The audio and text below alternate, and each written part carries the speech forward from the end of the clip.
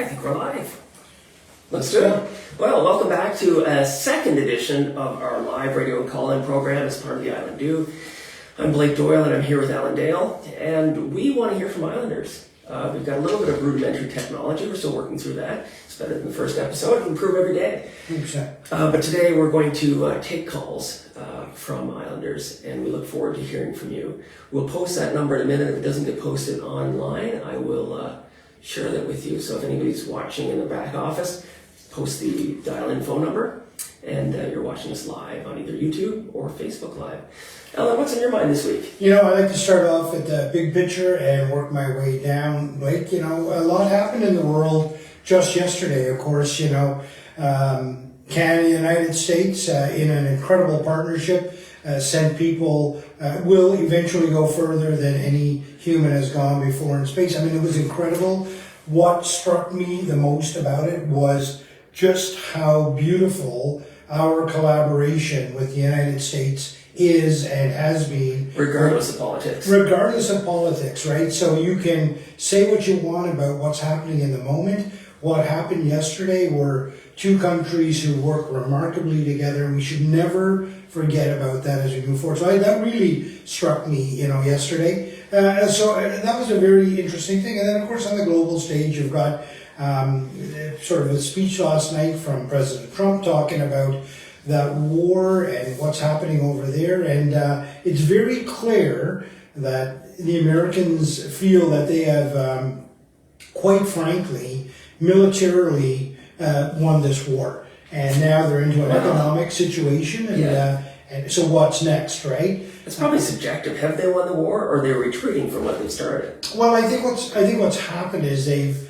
their goal was to sort of take out all of Iran's ability to sort of project their power in the region, that they've pretty much done that. I mean, there are the occasional drone, there are the occasional missile getting through, but I mean, it's minuscule compared to what they were capable of. So it's an interesting time for that. It's an interesting time to see what the rest of the world does now to open up those economic lines of communication, if you will. So that's an interesting thing to watch. But again, right, it all comes back to, you know, what's happening in our backyard. And, you know, we ended our day yesterday with a wonderful call, and it was really talking about this is hitting the pocketbook. This is affecting people making incredibly hard choices between groceries and medication. Yeah. That's not good. No, and I think it's pretty common across many Islanders. So we'll get into that a little bit more today. We'd encourage you to call. The number to dial in is 902-500-2464. The lines are open between 12 p.m. noon and 1 p.m. Atlantic Standard Time. So if you're watching this after the broadcast, don't call. Right. So we'll get through. But certainly for the next hour, you can reach out. And we love the calls, right? It's about interacting with Islanders. It's about hearing their concerns, their issues, their perspectives, which I think is incredibly important for us to sort of drive this conversation forward. We're day 2, right? And yesterday we had you know, many hundred followers on our first. It was great. Yeah, very encouraging. And we had one call, and that's how this starts, right? One voice, and it all matters, and I'm excited to get into it. There's a lot going on, and there's a lot to be discussed. And yesterday we touched on some things that I found fascinating, whether it was land use, whether it was, you know, influenced by other governments on what's happening here in Prince Edward Island. There's a lot to discuss. These are things that Islanders have raised, not necessarily through the format of the live call-in program, but we're hearing that from Islanders in different venues. One thing you mentioned about that rocket launch, so the Artemis launch to revisit the lunar neighbor, the moon. Interesting comment that I saw from one Islander on Facebook. He said, look, it's great that we can send this rocket and circumvent the moon and look at the dark side of the moon that we've never seen, go further into space than any human ever has. Wouldn't it be great if we had cell service and PEI that was reliable? So, I mean, we can send people up into space, but we still have very basic needs that aren't being met.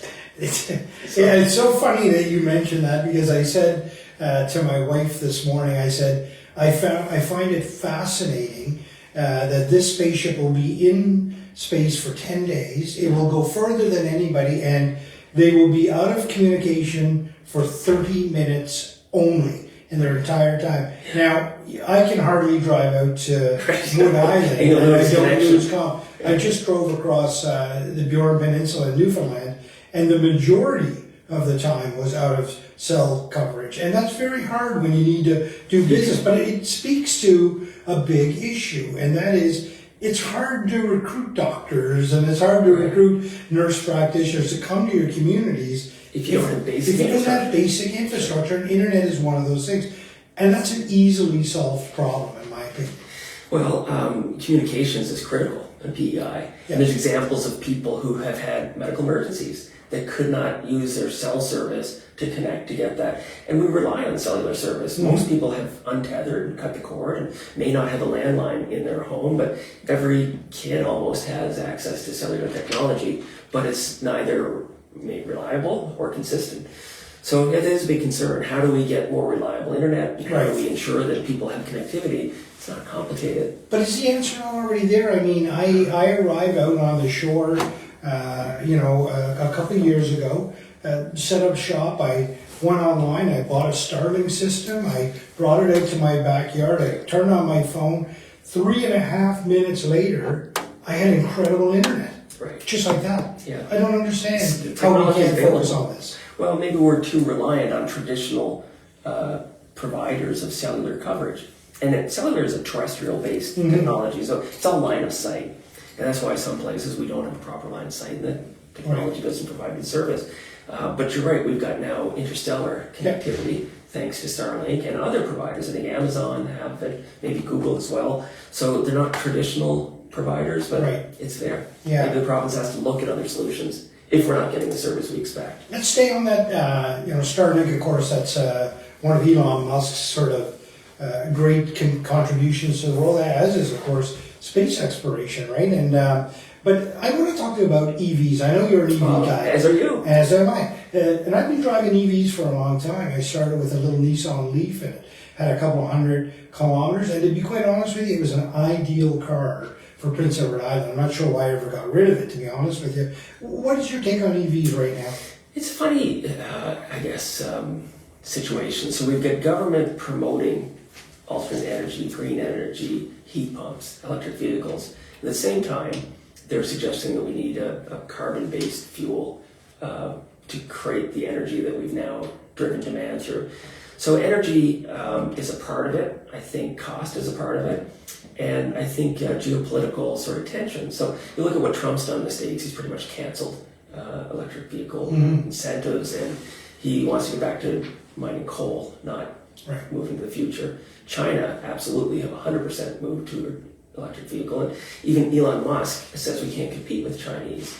So I guess my perception is EVs shouldn't go away. They're an option and an alternative, in some cases an expensive option.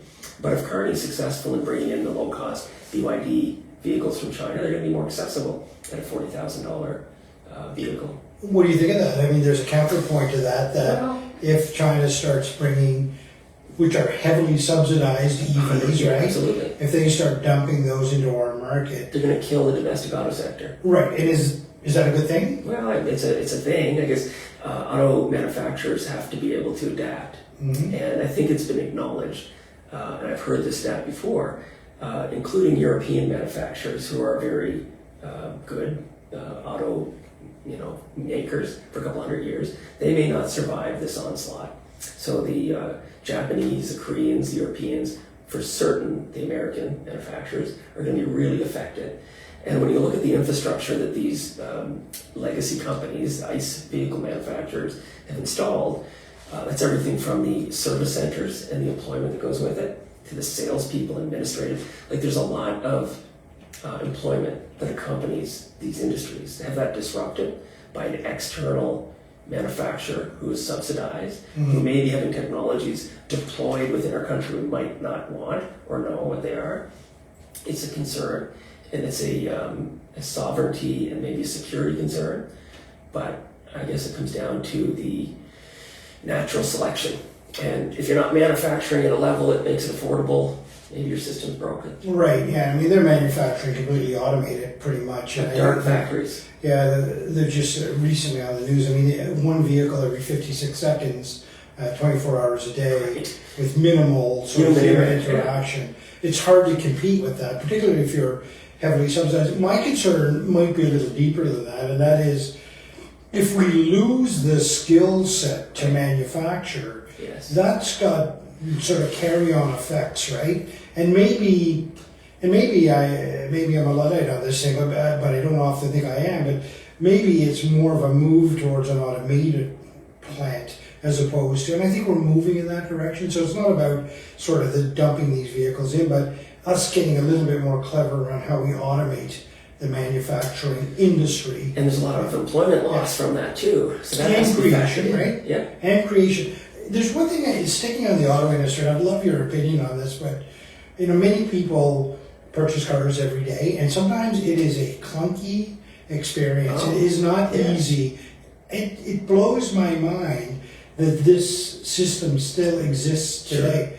The haggling, the conversation. Right. I bought an electric vehicle not so many years ago on my phone. Right. 6 weeks later, it arrived in my driveway. Yes. I had no interaction with anybody. And for you, you're not a social person. You probably prefer that. I, You don't want interaction with humans. but I mean, like, I don't understand that. That's where the industry's moved to. But if you look, but there's still car dealerships. Yeah. There's still, and They're still buying. People are buying. and people are nice still vehicles. buying in that. Yeah. But even a nice vehicle, you don't have to go through that method to buy it. And if you look at the dealership lots, to their credit, they don't have to have investment tied up to have all these vehicles in different colors, in different styles. You can select it online. Sometimes the consumer knows more about the product than the salesperson. Right. You can select it, order it, wait for it to come in. But I think your comment on manufacturing change is kind of interesting and timely because what's happening in the U.S., the current administration is trying to repatriate lost manufacturing jobs. Mm-hmm. And they're forcing kind of square pegs into round holes by making Apple manufacture, theoretically, iPhones, which Right. they can't do. People can't, Yeah. you can't migrate that kind of technology and, at least affordably, you can't do it. So once that manufacturing capability is lost, if it's not deployed, Mm-hmm. you don't have it for other, maybe you need it in more time. Well, that's exactly. I mean, that's always been sort of the big concern around if you lose that ability to manufacture, which the automotive sector Sure. has, Yeah. and during the Second World War, a lot of those plants Got were converted. retooled, Yeah. and that's really how the Americans were able to sort of launch into the Second World War with such success, is because they were able to do that. If you lose that, but I would argue maybe the counter argument is that it's not losing it, it's just rejigging the way people work, right? Is that future of work and automation, how all that comes in? As long as it doesn't happen so abruptly that people can't adapt. Yeah. I think that's the problem. These transformational technological changes occur so quickly that generally people can't adapt. Everything moves so quick. So I think it needs more policy consideration and government needs to be a little more proactive. And you're right, once that manufacturing technology is gone, it's gone. And again, yesterday I learned a lot about sort of NASA and their inner workings. And one statistic I heard yesterday was that in the 60s they were spending somewhere around $40 billion annually on the NASA program. That was in the 60s. That's a lot of money. That's a lot of money. Those were big numbers back then, right? We use that now as sort of billion here, billion there. Sooner or later, Health department. we're going to be talking big money. But NASA is now only funded at $24 billion. So it's actually half the budget so many years later, but they're heavily relying On private sector. private sector. Yeah. Right. And to me, that's a good thing, right? You get that collaboration now between sort of private sector, government, and obviously in the case of NASA and space exploration, there's a lot of academic conversation. So you got that sort of perfect collaboration, match, right? Yeah. And I don't think we see that enough here on the island with that sort of perfect collaboration between those partners. And you've been a big advocate on this for many years. You've seen the success and the benefit of it, but you're right. Yeah. There's silos, and government is an impenetrable silo, Right. probably because they're fearful of industry. Maybe there's an aptitude, misalignment, but they are not, in my observation, very warm at industry being part of their conversation. They'd rather dictate.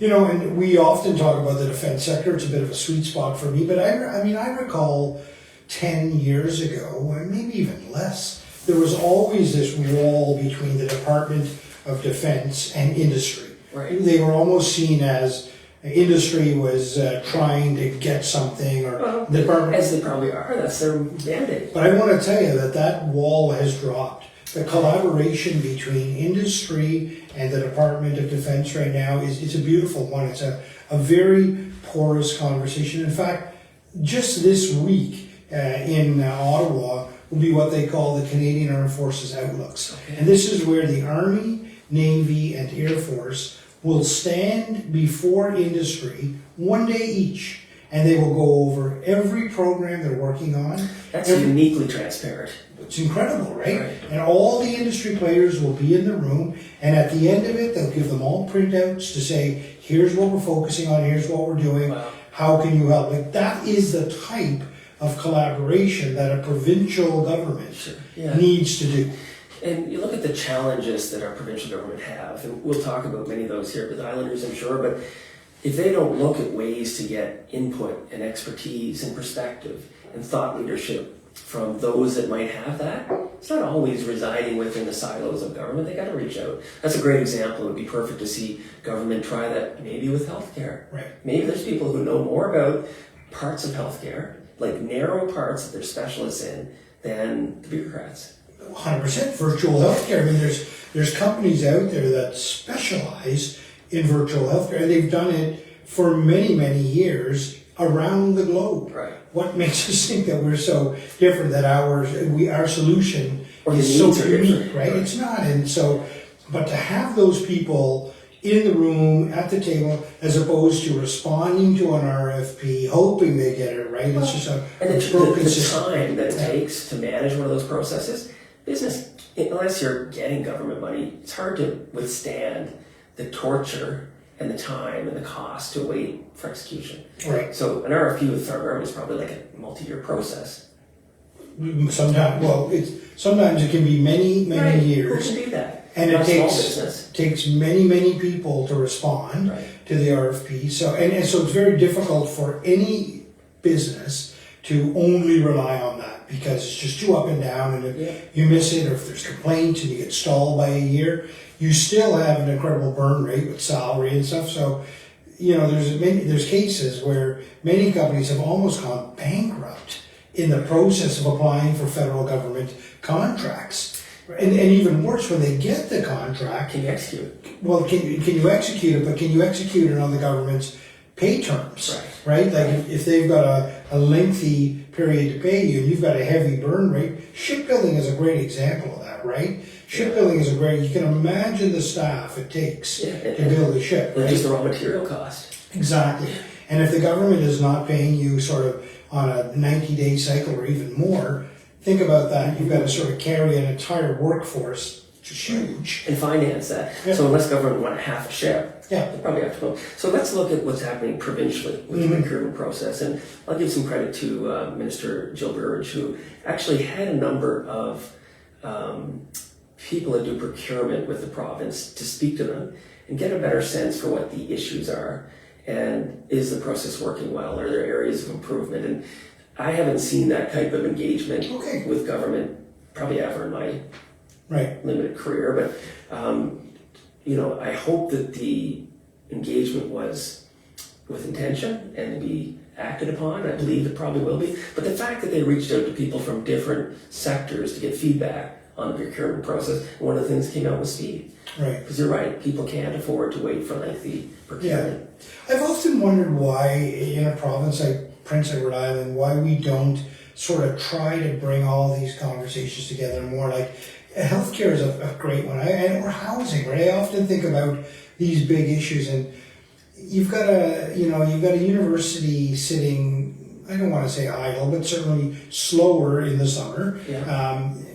What an opportunity to sort of host events where you bring in, many hundreds of people and say, right, the topic today is housing, and we want all your voices. We want solutions come out of this, right? And incentivize people to give those solutions and sort of work through it with them. And to me, it just seems like with such a small population and such a small geography, while our problems seem large, it seems to me we can bring all these people into a conversation. We should be nimble enough to Yeah. do that. And probably at the university, I mean, there's sessional lecturers and people who take a session off, but there's still academics that are doing research. Yeah.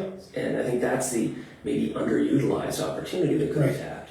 Yeah, and I think that to me, like if I were to wave a magic wand and I were to say like these are some of the things that I would do if I were premier, I would do things like that. I would try to get as innovative as possible with the people around me and say, okay, let's all get in a room and let's whiteboard this. The other thing that I always find fascinating about Prince Edward Island, when we face a problem, we try to do things the same way we've always done it. COVID was a great example of that. And it could have been a better opportunity to pivot and deconstruct some of those. Yeah.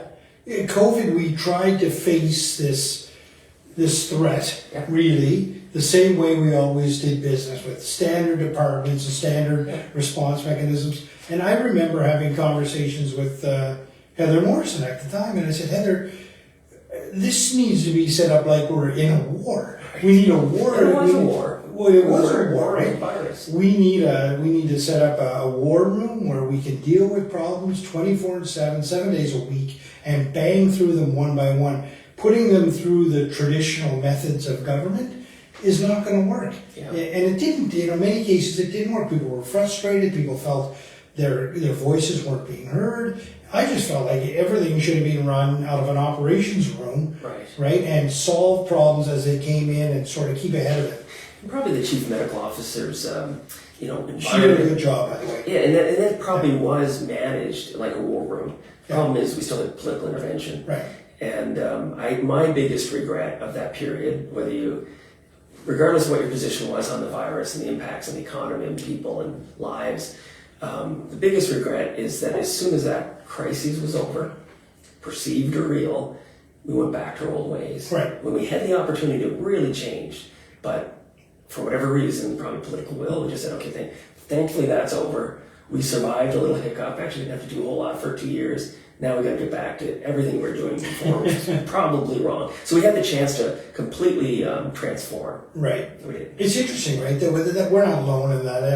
I look at that problem over and over again, whether it's in sort of recruiting for something, whatever it might be. We pour it on, meet what we need, and then stop. Right. We don't keep the effort going, right? And to me, things like recruiting, things like shipbuilding, and all of those big things and that we need to do as a country, it has to be seen as a continuum. We need to keep the pressure on always. It's not turning the switch on and off, because there's skill sets required to do all those things. I'm always fascinated when we take our foot off the pedal and then we have to sort of reinvent it all 10 years later. Right. And as soon as you take your foot off the pedal, you coast. And, we get accustomed to coasting, and certainly, it's easier for politicians to coast. Any callers? No, I just was going to ask our back office if there's any comments on our Facebook Live site, let us know. We do have viewers, and it's great. Reminder again, the caller number, if you do want to reach out, it's 902-500-500-2464. So 500-2464. We're delighted to take your calls about any issues, and we're talking at a pretty high level. We will get down to the grassroots level. We can pivot to any area. If you want to put a comment in Facebook, we will sort of pivot to that and start a conversation. But the conversation is really only live and active if we hear from you. And that's what we want. What's in the minds of Islanders? I agree. I'm going to ask you one that, we'll see where this one goes. Oh, goodness. Okay. Okay. Mark Carney, how do you think he's doing? You know what? So I would not have been a advocate of Mark Carney during the election campaign. I would say he's probably the leader we need for the environment that we're in. And regardless of political or partisanship, some of the things he's doing to diversify the economy, I'd like to see the conversation on removing provincial barriers. And, really since Confederation, the whole East-West dialogue on transportation of goods, because we're inefficient as a country. We want to go north-south because that's where the population and the economy is. We can't reliably do that, and maybe we never will be able to again. We have to rely interprovincially, not large enough an economy to prosper fully. But what Mark is doing, or Mr. Carney, or Prime Minister Carney, is kind of building on, and I'll give Stephen Harper credit too, because he did open up a lot of new partnerships globally. But Mark Carney and his government very actively, they've acknowledged, and I think they continue to try to work through the issues with the constraints on the U.S. tariffs. But look, he's opened up China, a dormant economy, the largest economy in the world. They're opening up Asia. They are having conversations in Europe. And these alliances that have not been as active because we've been so complacent with our southern border are now getting rejuvenation.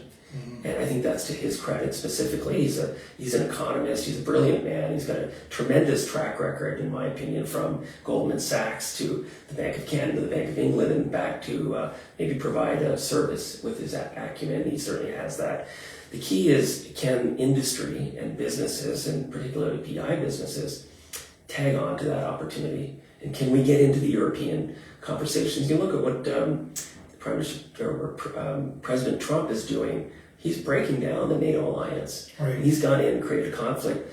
Regardless of what you think of that, and I know that there's probably great rationale to have done what he's done to secure the world, but I'm concerned he's retreating as a powerful force and leaving that to nations that really weren't involved in the conflict.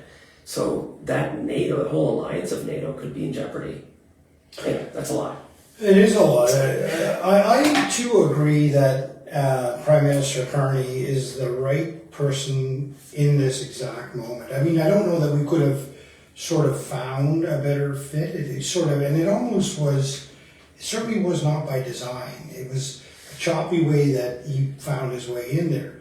But he's certainly resonating very well. And is he more the politician that we're accustomed to, sort of right center down the line? I think everybody governs from center. Yeah. And is he centrist? He's certainly more moving to center than his predecessor, who I think, in my opinion, made a lot of very damaging sort of impacts to the economy and our future prosperity with policy. But, I think he is a little bit more centrist, maybe even right of center. We'll see. I mean, the goal is really diversification, reducing reliance. Policies will shift south of the border and we can revisit those relationships. But today, to maintain stability, we've got to look for new partners and friends. Yeah, and I certainly find that he's not easily distracted, which I really enjoy. And quietly focused. Yeah. Like, he's not in front of the media or on Truth Social. He's just doing what needs to get done. He'll be measured at the polls at some point. But I think very humbly and quietly, we're making the progress we need to be. It's a lesson in leadership for sure, to watch him sort of enter this new world for him and sort of, as you say, quietly sort of navigate what is one of the most complex times in history. And yet Canada seems to be doing okay at the moment. We have a lot more to do. There's a lot more. Yeah. But I mean, I think that speaks to at home too, right? If we look at sort of what's happening politically and stuff like that, I think the Prime Minister sets a very interesting example for quiet, steady leadership. That I always use the term a steady hand on the tiller, and that's to me, it resonates so well with what's happening at the moment, right? We're not chopping back and forth trying to get through this, right? No, we're tacking where we need to tack, but we're going in a direct line to an end result, and people seem to be, Pierre Poilievre has been touring the States, vehemently opposed to the Liberal government, and his commentary recently is, look, we have to work together, we're going to support the Prime Minister, my job is to ensure the Canadians are taken care of. So there seems to be a different tenure of the relationship, and that could be Pierre Poilievre having to change his narrative because it wasn't working. He can't just be an angry opposition member.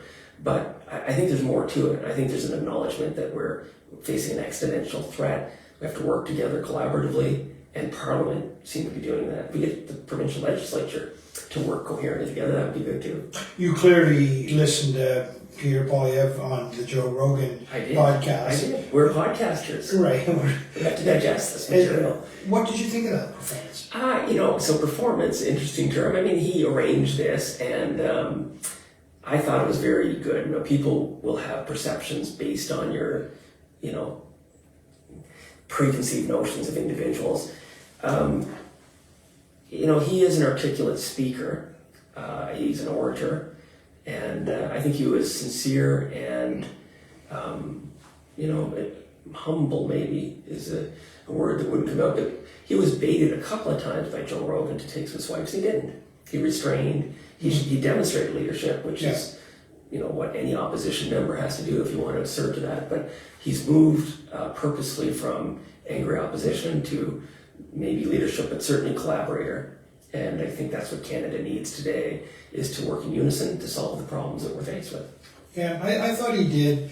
I thought he did well. I mean, and to the point of they were trying to bait him a little bit. Yeah. And I thought he didn't did take well. the bait. He didn't take it at all. And I thought he did well there, which gave me a different perspective of him coming out the other end. I'm always fascinated by the comments I've been reading on social media about the Rogan Polyev podcast, clearly by people who didn't listen to it, right? This is what bothers me. Or you've got a preconceived perception Yeah. that just perpetuates. You don't listen to it, digest it, and make your own informed decision. You just continue with the rhetoric that you're accustomed to. Yeah, now I just walked in here today, and you've had our leader of the opposition in here on the exchange, yeah. right? And the exchange drops what day? Here's a little plug for the exchange. We appreciate that. Every Thursday. Yeah. So if you're watching this live today, there's a podcast coming out at noontime, which is probably out now. So we have, we looked at the future of Western PEI. We've got two young men from Western PEI, Tyson Wilson and Daniel McDonald, both representing different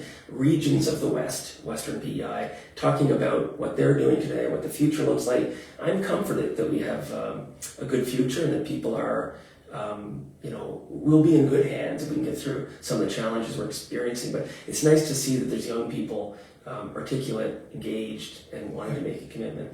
So that drops every Thursday, and you mentioned we did just record the leader of Her Majesty's official opposition, Robert Mitchell. He was in, and we're certainly open to anybody. This is an opportunity to connect with Islanders. We've had other members of opposition in. The government are listening, and I hope they are. Yeah. Maybe they're going to learn some policy things from our conversation. You're welcome to come on as well. Lots of things to talk about within government. How did Robert do? Robert is good. I mean, one of the challenges that I think Robert will acknowledge is he's outside the rail. Mm-hmm. So that affords him an opportunity to connect with Islanders and not be burdened by the theater, which really is what's happening inside the Legislative Assembly. I mean, they're doing work, but there's an hour which is question period, which is theater. Mm-hmm. Afternoon theater, I call it.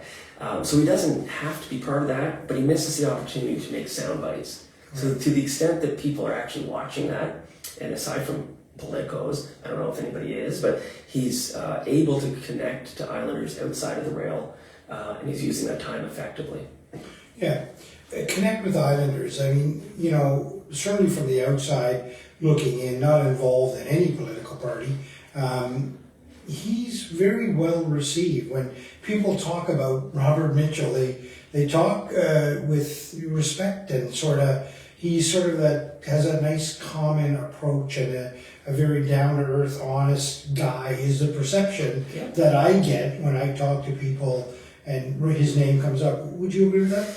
Yeah, so I, as an observer, would have seen him in the House when he was representing Liberal governments, a couple of them in fact. He's had ministerial portfolios. But I've had more interaction with him when he was outside of politics. So most recently he was with the Lions Club. Right. And you see him at events. So he's kind of driven towards a vocation of helping, I think, and service to community. Right. He's jumped back into this political arena, maybe thinking there'd be an election soon when we had the Dennis King, Lance Thompson, Lance government. I don't know if there's going to be an election in the current environment soon. So that changes the equation of entering and considering that offer of service. And, he is, on a personal level, he's probably one of the nicest, most sincere politicians. Yeah. I think, if you look at the leader of the Green Party, a very intellectual, smart, capable individual. If you look at the leader of the Progressive Conservatives, Rob Lance, also considered to be very nice guys. Yeah. We've got all these competing personas, but how does that translate into effective action? I guess that's what they're trying to do. Yeah. There are good people in the mix. I mean, there's no doubt about it. Even the recent Progressive Conservative leadership race, I mean, you had Mark Ledwell and you had Premier Lance running against each other. It's decent people. And decent ideas. Created a lot of dialogue. So that, in fact, I think Robert Mitchell went through one of the largest, most successful leadership contests by percentages. He won by a large margin. Whereas you look at the Progressive Conservative, 7,000 members signed up. Yeah. Largest in any political party in the history of Prince Edward Island. Yeah. And it was very competitive in the contest. And of course, the other thing that I enjoyed about that whole thing was Boyce Thompson got the opportunity to be the premier. Interim caretaker, yeah. And Boyce is one of those guys that, I mean, perceived across the island as just a good, decent person. Oh, no question. I know Boyce well. Unfortunately, he got involved in the political race as his collegial MPLAs did. Probably not entirely appropriate to have people at that level, especially the sitting premier at the time, as Mr. Thompson was. But anyway, yeah, great guy. Maybe a questionable judgment in some cases, but all good people tend to gravitate toward the. Right. One thing that and I went to a couple of the leadership debates, and one thing that came out, particularly down in Montague, I guess it was when they had their debate down there, was the ferry. Talk to me about the ferry. What are your thoughts on ferry running down there? You know, we're kind of guaranteed constitutionally to have continuous connection to the mainland.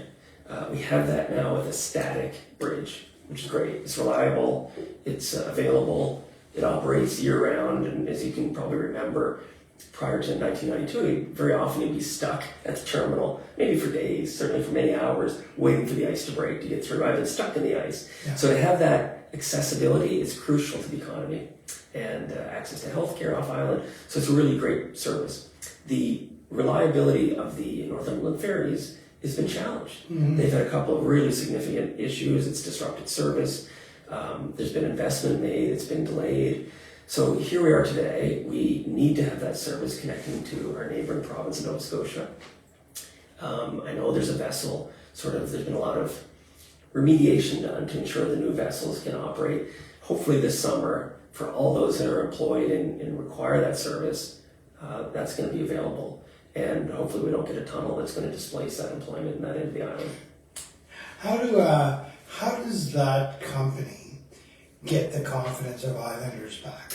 There's an issue. So if you have a business and you're relying on reliable, effective, timely transportation, and there's a constant disruption or instability in the service, that's a problem. Yeah. So I think they need to ensure that they've got a static schedule, that it goes on time. Just you don't want it to be like the train station of many years gone back where you're looking at your watch wondering if it's going to come and if you missed it and when it's going to arrive. And I think they have been reliable operators. They've had a couple of hiccups. Really, it's been a difficult 2 or 3 years. Right. But they've got the pedigree and the history. And they don't just operate ferry service here. They offer it in other provinces, including the Yarmouth. And so they are good operators. They just need to have the right infrastructure, the right vessels to provide the service. Of course, one of the vessels now being delayed and sort of caught up in shipbuilding conversation. Here's my big idea. You want to hear my big idea? I always love big ideas. Here's my big idea, right? So all this conversation around, and if anybody's listening, you can have this idea. It's fine. I don't need to take credit. Let's record it so you can get credit. Oh, good. Okay. So here's my big idea. A lot of conversation right now around defense spending and things like that, and people trying to find. You sure you want to release this? This could be a multi-million-dollar opportunity. I do want to release it because I'm more concerned about it moving forward than I am anybody sort of taking credit for it. And here's my big idea. The big idea is, with all this conversation going around defense spending, people trying to find their way in it, why not sort of create a ferry that has multiple uses? That'd be great. So here's what I'm talking about. So you take that ferry that runs down in the Northumberland Strait, and you kit it out with Canadian-made sonar systems, an example being Kraken Robotics out of Newfoundland that does a synthetic aperture sonar. You strap that on the side of that vessel, and that then allows that vessel to do surveys of the ocean floor. Now those surveys could be used for coastal erosion. Those surveys could be used for monitoring critical infrastructure like power lines that might run beneath the ocean floor between Prince Edward Island and New Brunswick, right? And those have to be looked at so often. Or even, aside from sonar, even an ability to respond to disasters, humanitarian operation, disaster relief, things like that, where you could put things on that ferry, deploy that ferry to a part of Atlantic Canada or the Maritimes, in the case of an emergency, to deliver supplies and things like that. That creates a vessel then that is very appealing to the federal government to say that is not just a ferry that transports, that's a ferry that in an emergency we can use. It's a tool in our toolbox. So it's an asset even for the defense? It's an asset for defense, it's an asset for so many people, and it is a service that you can run. Now to me, if you start talking like that, that puts that ferry build, it moves us up the schedule. It says all of a sudden this is not just moving. And it's a priority for priority funding release. I would love to see something like that. To me is sort of a little bit of thinking outside the box. Now I know those guys that run the ferry service, they're all retired naval officers. Okay. They would get this, Canadian naval officers, they would get this immediately. And they would see the benefit in it. So you're proposing this ferry service runs from 2 points in Nova Scotia and Prince Edward Island.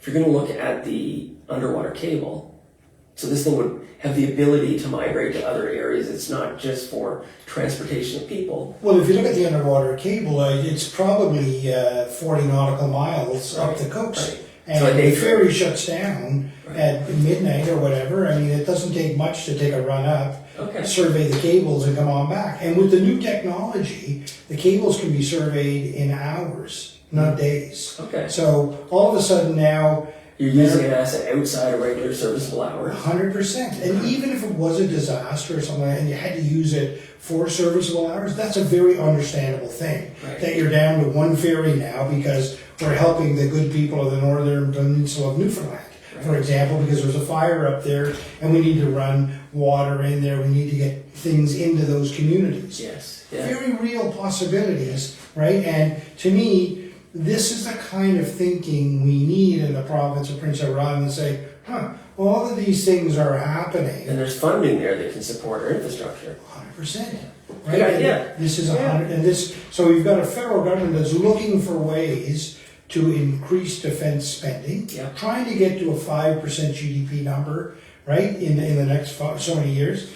Wow. We just need creative solutions to use the infrastructure that we have. This is the type of thing that I think the province of Prince Edward Island should say, this is a homegrown solution, we can do this. And that provides so many opportunities for academia to be in the conversation and say, how do we... Well, business. And business to be in. So all of these things, right, can play into this conversation. That's my big idea for today. I like it. I can give you a big idea every day. I think we'll do that. Yeah. Every day we're here. Every day, the big idea. Okay. Yeah. I hope the engine doesn't run out. So if you want to talk about the big idea or any ideas, reminder again, you can give us a call. Our number is 902-500-500-2464. And we'd love to hear from you either by making a comment on the Facebook post or by giving us a call. And if people in the back office see comments that we miss because they tend to kind of disappear in the screen we're watching, please come let us know. Yeah, so I mean, we're throwing out some big topics here to try to entice people. Level, yes. To try to entice people into the conversation. Well, and sometimes you got to be a little controversial to get people into the conversation. I like controversy. How about the Leafs? What's going on there? First of all, just to stir up the conversation, I did not realize until last week or earlier this week that they had a professional hockey team. Well, there you go. So, in fact, it's the most financially successful hockey team, maybe in all sport, but certainly I think in the NHL. So if you look at the cities who have done best, New York, of course, they've got some teams that do very, very well, and Toronto.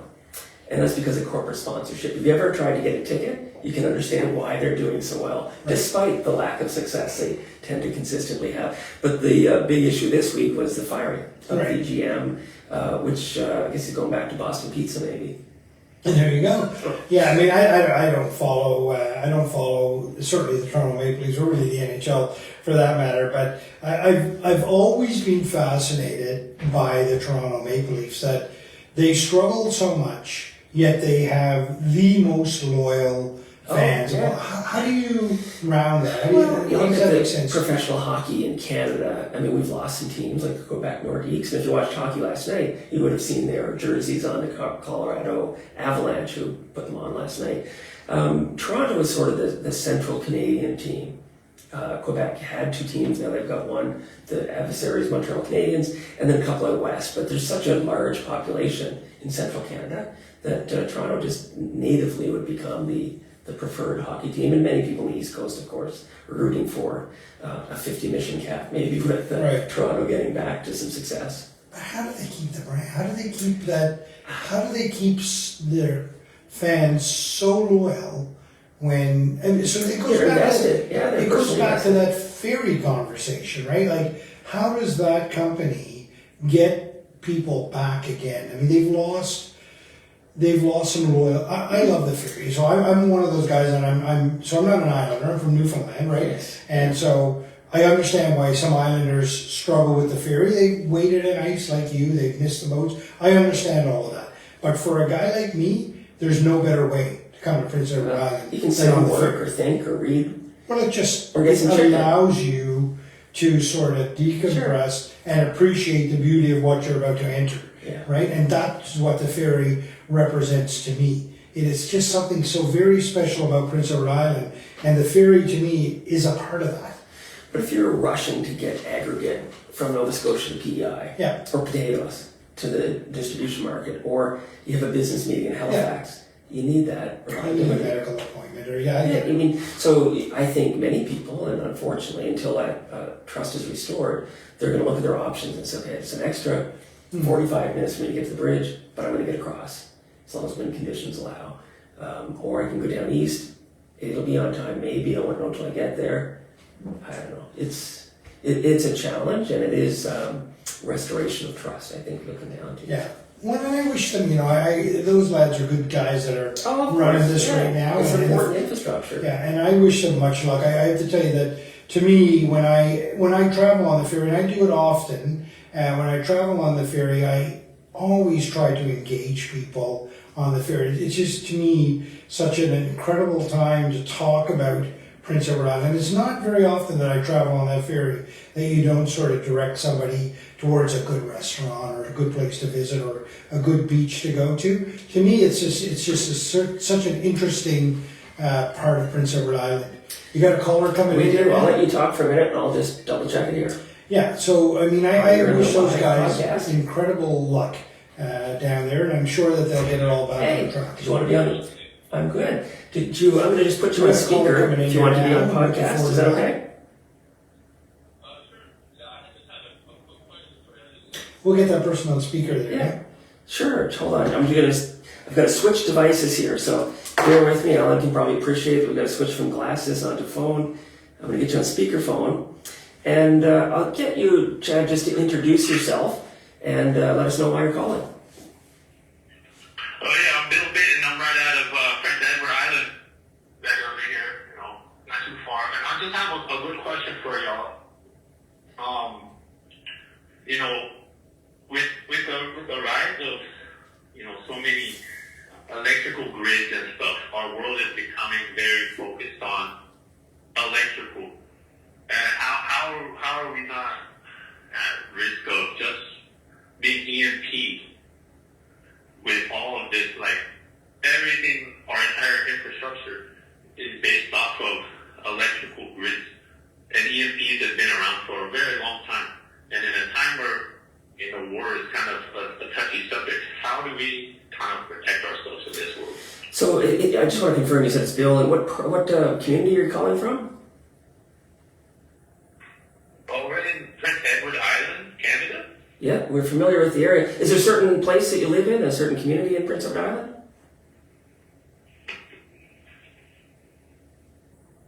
Okay, well, we'll maintain that privacy. I guess, so what Bill's asking about is the reliance on... Do you want to define, I guess, Bill, what you're referring to as EMPs, so people know? Well, an EMP, if you're not familiar with electrical magnetic pulse device, it can easily leave dreams in the dark for months at a time, Ah, I see. That's in a place like Canada where it's like, I know most people can kind of survive off the land and stuff, but in those long winters where it's cold, we need the power. We do get some cold in PEI, and we do have, interestingly enough, I'll disconnect and we'll have this conversation. You can watch Bill online. But we do have people that are reliant on our energy grid, and it's fragile. Right. We're in a brownout situation frequently. Yeah. Any perspectives on that? I know there are alternate energy options that haven't been explored, and I think of cogeneration, for instance, as one that would be a redundancy, at least, to the current electrical grid situation. Do you have any perspective? No, it's actually an interesting question, and it's a great one. I mean, we all know what it's like when the power goes out for a day. Or the threat of it. Or the threat of it. It's a very complicated time, and it's something that we should focus on. But that's why I like sort of this conversation around building resiliency into what it is we're doing as Canadians, and that's a little bit about what this whole increase of 5% of our GDP going towards defense spending is all about. It's sort of how do we find our weak spots and sort of build resiliency into that. And that's a classic example because, well, I wouldn't say most of us rely on power, pretty much all of us. I mean, there's certain segments of Prince Edward Island, certain communities, the Amish and the like, that perhaps we could learn a little bit from on this particular front. But by and large, we're all sort of at mercy to it. But again, I go back to that. It's not even a device that he's talking about that might knock it all out. Just a ship dragging an anchor across those cables. Great friction. I mean, is going to cause us an awful lot of problems. Right. And there's particularly great question. Thanks very much, Bill. We'll continue the conversation. For sure. Appreciate the call. Thank you, Bill. So, that part of that conversation is really... We got text in there, too. Are we getting some action? We're getting some action. We might have to stay on the We left. might have been the Maple Leafs Probably. You're going to get some well, feedback that's on going to that. happen, right? But on the electrical utility, I mean, we do have wind energy, we have solar energy, we've got electrical transmission from different sources, including a potential carbon-fired diesel energy generation facility on the Charlottetown waterfront.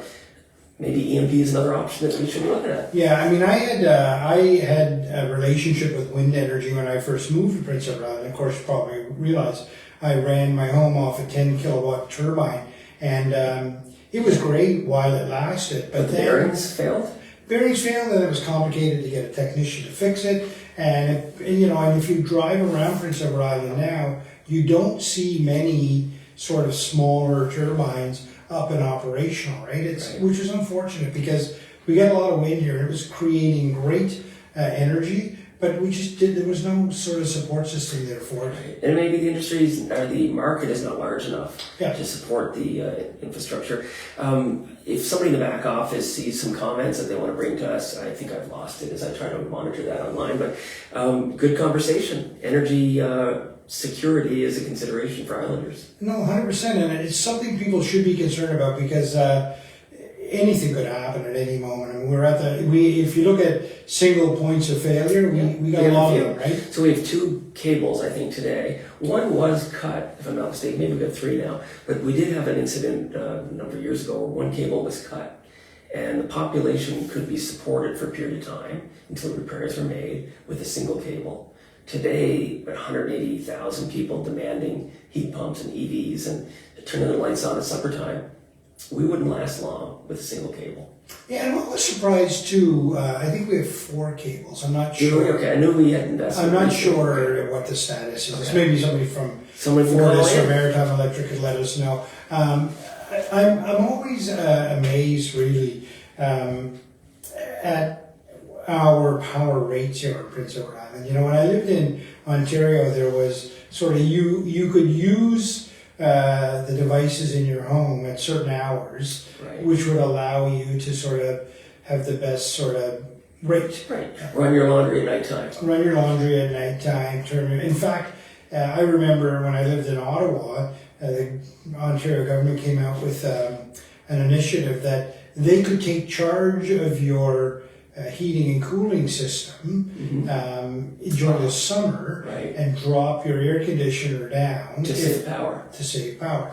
And in return for that, they gave you a whole bunch of energy efficient shower heads and all of that kind of stuff. Yeah. And light bulbs and stuff. But that didn't really entice me. But the thought of saying, well, I'm not there anyway. Sure. And, you know, in the 4 years that I lived in Ottawa, only twice did I come home and I said, the house is awfully warm, right? And if they had sort of, it was written on the thing. So is that because they have the infrastructure for net metering that we don't have here in PEI? Yeah, I mean, they were clearly well set up for that in that particular jurisdiction, and it worked well. But even even a simple thing of sort of reducing the rates and stuff to allow people when to use it and all that, I think that would help out an awful lot. To our call yesterday around affordability, little steps like that could help so much, right? And so where does that start, right? Well, Fortis or Maritime Electric are probably not going to start that initiative on their own.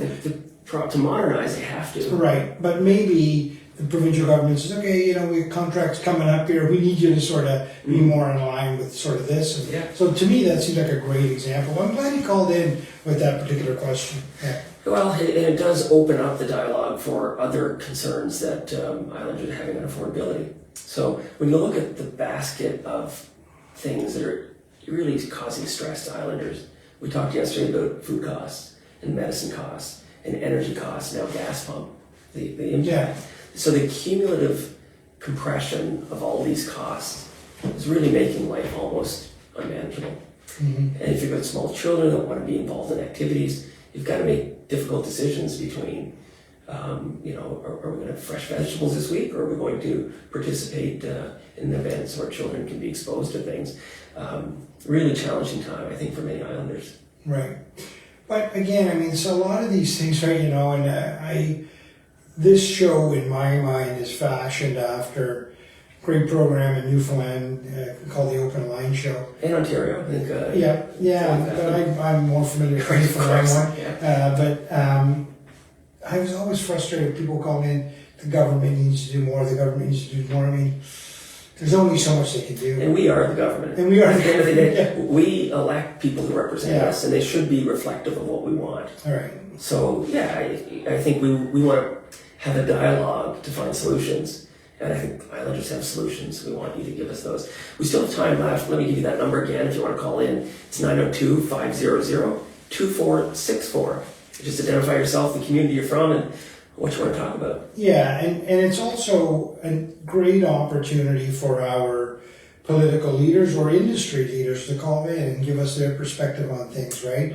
This is a place where your voice can be heard. And it's a safe space. And we're not here to sort of poke holes in your argument. We'll ask questions, but at the end of the day, get your voice out there. And this is a great mechanism to connect directly with people of Prince Edward Island or people that are concerned about what's going on in Prince Edward Island. And a great show, and congratulations for not only this, but your other podcasts that you have. Well, so in a vacuum of activity, one's left to create opportunity, and there's not much opportunity, but it's a great vehicle to allow Islanders to have a voice and connect to media in a different, more flexible format. So we have the Business Edge podcast, we've got the Exchange podcast. We welcome other contributors who want to be part of our podcast network to come and be part of it. And we've got some infrastructure. I think collectively, if we can create a community space where people from different perspectives and different levels of interest, and different subjects can connect with Islanders, that's what the goal of this is. 100%. Yeah, there's a lot of topics that can be sort of that are worthy of their own conversation. Like the Leafs. Like the Leafs, for example. But on the sports thing, right? Sports are great. A lot of Islanders are very passionate about it. Wouldn't it be wonderful to have an all sports sort of hour conversation where people can call in and voice their concerns? Another call coming in, the last one for the day. We'll take that caller now. Hi there, you were on the podcast. Did you want to connect and share your thoughts? Hold on 1 second, I'll put you on speakerphone. You should be live now if you just want to introduce yourself and tell us what you'd like to talk about. Daniel McDonald, Glengarry. Glen, the metropolis of Glengarry. Interestingly enough, I think Daniel McDonald is on our podcast, The Exchange, today. Oh, wow. Yeah. What's on your mind, Daniel? Well, I listened yesterday. I was going to listen again today, but our fuel truck driver come to deliver our fuel today, so I went out to chat with him for a little bit. Well, we have Daniel, we have good news. We also, while we broadcast this live on Facebook for people who want to tune in and call directly, it's also on YouTube. And if you go to our website, theislanddew.com, you'll find it there. You can listen to it over and over. There you you can go. put yourself to sleep at night, so it's there. Oh, I wouldn't say that. So what's on your mind, Daniel?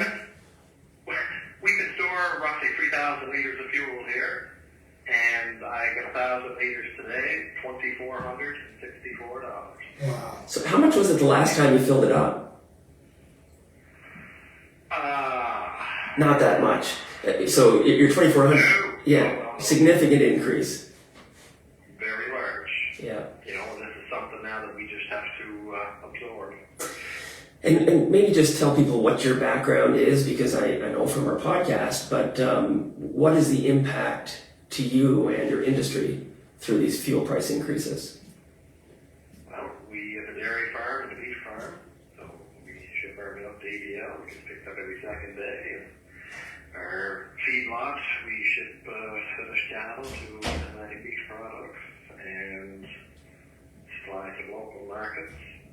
So, like, our prices, we can't fluctuate our prices with, the increases in fuel or the increases in any input cost. So it's interesting. So your input cost, and let's say energy is maybe one of the more significant ones, you don't have much control over it, but you're in some markets that are regulated. So your price is fixed. You can't really pass that on to your consumer. So you just absorb that. That's correct. And at what point does it become questionably feasible to continue to supply, the fresh produce and services that islanders want? That's hard to say. Like, this is, this is a new time for me. Like, I asked the fuel truck driver, I said, what's the most that, he ever seen the cost of dyed diesel? And he said this was the highest he's ever seen it, $2.11 a liter. And when he started to sell fuel, he was selling it for 27 cents a liter. Oh my. It's a big difference. Wow. So, Dan, what's the solution? Do you have any suggestions on how we... I don't know, and I listened a little bit yesterday there when you were speaking on Iraq and, regulating maritime electric and stuff. And I was going to call in yesterday, but I didn't. After Hurricane Fiona, we had no electricity here for 7 days. And with dairy cattle or with any livestock, you have to have ventilation in barns. And so we ran a tractor and generator for 7 days straight. And it cost us $984 in diesel fuel to produce electricity for 7 days for the farm. So when you receive the electricity bill for Maritime Electric, it's a lot less than that. So we should be grateful that somebody else will produce power or electricity for us at a much cheaper rate than we ourselves can try to produce it for. Wow. Yeah, well, it's an interesting perspective, isn't it? People, including us, we don't criticize, but we acknowledge the costs that go into things like electrical generation. But if we didn't have that service... I never complained about the Maritime Electric bill because I know what it costs for me to try to produce power, and I can't come close to producing it cheaper than they can deliver it for. That's a great perspective. It's a great perspective. And not one that we hear too often. Yeah. Anecdotally, that's really good evidence on the importance of the reliability of a distributor. Daniel, I have a question for you. Oftentimes in cases of disasters and big global events, governments sort of lean in and subsidize to help out critical industries to sort of stay afloat. Do you see what we're going through right now with fuel prices as being at that point yet? I think they could and perhaps should step in, and because we're no different than any other household. You only have so much money to work with, and to be able to shell out additional dollars to try to survive or produce whatever you're doing, it's a struggle, a challenge. So, and it's not my fault. The cost of fuel is what it is today. But I didn't initiate anything to drive that price of the product up. So it puts the consumer at a disadvantage when they have no control over and I can't shut the tractor off. We have to feed the cattle, we have to milk the cows, and we have to do all these things on a daily basis. And there's just no cutting corners to do it. So if government could step in and provide relief, by all means do it. And should be done fairly soon because everybody was they talked that they were at the breaking point before. And, well, I think pushed over. We're past Daniel, you bring up a very, very good point, and your perspective is very much appreciated. No problem. Thank you for the call. Now that's the Thanks, Daniel. that's the reason why this thing exists, right? So here's a guy out there responsible for putting the milk Right. on the table, for putting beef on the table. Plate. And I want to tell you, like you hear from this guy, he is feeling the pinch, and no one is sort of helping him out, and he doesn't have much choice, right? What do you do? Yeah. Yeah, so this is why a conversation like this is so important, Blake, is that now there's the opportunity to get a perspective from politicians and stuff, like what they're thinking, how they can help. And if they don't understand what's going on, now they're getting it. Right. They're getting it right there, right? This agriculture industry is a primary industry. It's one of our most important industries in PEI. And you're right, if we don't know where our food's coming from locally, we have a concern. Those kind of fixed input costs that can't be passed on or absorbed by the producer, that's not sustainable. No. And we talked yesterday about the futures of oil and how that pricing schedule works. The price of fuel is probably not coming down. We're coming into the highest consumption period of fuel, which is sort of the travel season in June. The forward contracts that you see on the commodity indexes are for that same time period. I'm afraid for Daniel and others, this price is really not going to be adjusted. We're probably going to have to accept it. This is one of the challenges that Iraq have to address. And we comment, and people comment often about the electrical utility, the regulator, which is Iraq, but it's a very complex issue. Mm-hmm. And how do you ensure that the primary sector producers are respected and protected and maintain operation? Because the loss of that, which is a possibility, is far worse than the consequence of providing supports. Yeah. Well, I got to tell you, I'm so pleased that we received that call here at the end of the show today. What a great conversation today, Blake. I mean, we covered a lot of stuff. We covered everything from President Trump right down to our Prime Minister, opposition. We talked political parties, talked about defense spending. We gave some big ideas around ferries. We even talked a little bit about the Leafs. Well, all good subjects. And probably subjects that will resonate into our next program. Now, we have a long weekend coming up, so we'll be off until next week. Okay.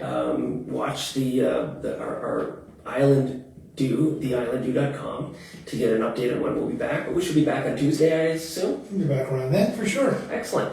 Well, thanks everybody who tuned in and listened. Again, you can find us if you're online now at our website. We're also on YouTube.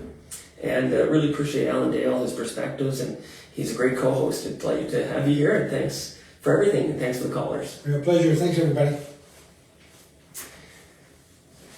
We will disable the technology. That was awesome. Yeah, it was a great perspective. Zach, I might let you disconnect us. Thank you so much. That was great, Alan, and really good callers today. And I think our viewership is increasing. Is it? It is. Our numbers going up? They are. We're going to need a report on that, but we're resonating with Islanders. I think we're still live on Facebook. Thank you, everybody.